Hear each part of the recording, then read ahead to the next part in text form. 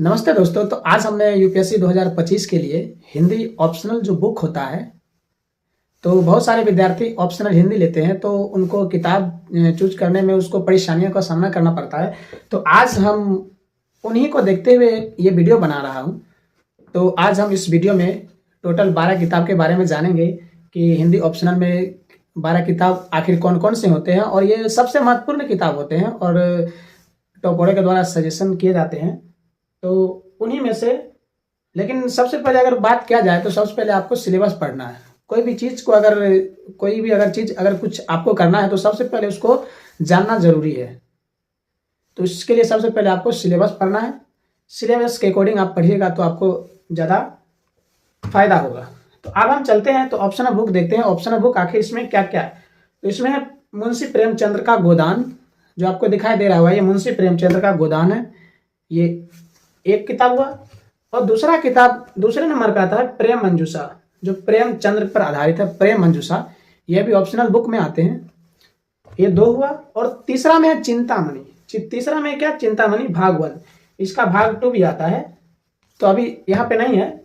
और फिर तीसरा में आता है जयशंकर प्रकाश का स्कंद गुप्त। तीसरा में क्या है, जयप्रकाश का स्कंद गुप्त है। ये भी एक और किताब आता है स्कंद गुप्त, ये हो गया। और फिर इसके बाद है कमायनी। कमायनी के लेखक जयशंकर प्रसाद है। हम लोग 12वीं क्लास में पढ़े थे। कमायनी के लेखक कौन है, तो जयशंकर प्रसाद है। तो ये हो गया। फिर उसके बाद आगे आप देखेंगे तो आगे है नागार्जुन और उनकी प्रतिनिधि कविताएं, एक ये किताब है। और उसके बाद है भारत भारती, एक ये हो गया। और उसके बाद आता है राग विराग सूर्यकांत त्रिपाठी निराला का, जिसको दीनबंधु निराला भी कहा जाता है। ये बहुत ही अच्छी बुक है, ठीक है। उसके बाद है कबीर ग्रंथावली। उसके बाद आता है हम लोगों का कबीर ग्रंथावली। यह भी बहुत ही अच्छी किताब है और बहुत ही अच्छी मानी जाती है। फिर उसके बाद आता है महाकवि सूरदास कृत। महाकवि सूरदास कृत का ये किताब आता है, तो ये हो गया।